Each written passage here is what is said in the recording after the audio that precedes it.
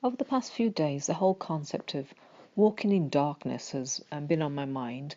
I know a lot of times people get immobilized and they can't move because they're waiting for God to show them a light for a way to go. And so they just get stuck in a place. So I was asking the Lord, I said, in the Bible, I've noticed a few places where people were traveling in the dark.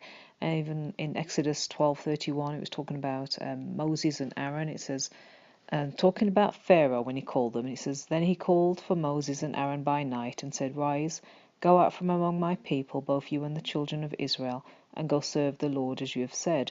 And also in Matthew 2:13 to 14, talking about Mary and Joseph, it says, Now when they had departed, behold, an angel of the Lord appeared to Joseph in a dream, saying, Arise, take the young child and his mother, flee to Egypt and stay there until I bring you word, for Herod will seek the young child to destroy him.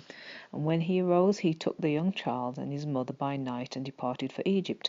So I was asking the Lord, I said, Well, why are people traveling by night? We know back in those days they definitely didn't have street lights or anything like that. So people are traveling by night. So why were you allowing them to do that? So what the Lord was asking me, he said, Well, if you had to go out in the night, what would you do if it was dark and you really couldn't see anything? And I said, Well, maybe I'd want to take a flashlight so I could see and point that ahead, or I'd be driving a car with the headlights on. So he was asking me, well, when you take the flashlight and you flash it in front of you, what's it doing? And I said, well, it's just showing me right in front of me so that I can see, just so I can keep moving ahead. And the Lord said, well, that's exactly what I do when I have people who are stuck in a dark place and they want to keep moving ahead, but they're not sure how to proceed. He said, once you take the step out with your flashlight, then you'll be able to see the next step.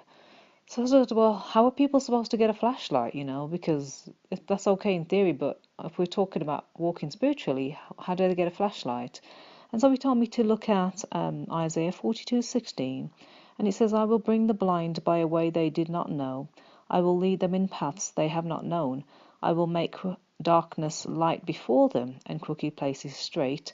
These things I will do for them and not forsake them. And also in Psalms 119, 105, it says, Your word is a lamp to my feet and a light to my path.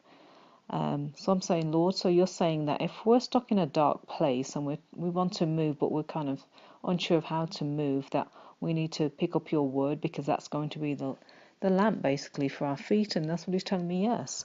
And so look at 2 Samuel 22, 29 to 31. It says, For you are a lamp, O Lord.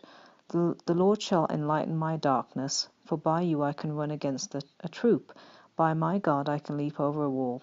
As for God, his way is perfect. The word of the Lord is proven. He is a shield to all who trust in him. So from what I'm getting from that is the Lord sometimes tells us that we need to just keep moving ahead. And as we're moving, he will be that light that guides us each step and every way. Because sometimes we're not sure which direction to go in or which step to take. But if we just keep with his word, because if you have a flashlight on in the night, you're going to point it and you're going to keep going ahead.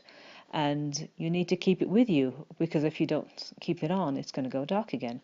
So that's the same with the Word of God. As long as you have the Word and you're reading it and you're staying in it, or maybe even going to church and you're hearing the Word, you just keep it in your heart. It's going to keep guiding you which direction to go in, because a lot of times our path isn't directly clear when we're looking at it ourselves, but if we're walking with the Lord, he will make that pathway clear and straight for us so that we won't stumble in the dark. And that's what I got from the whole thinking about darkness over the last few days.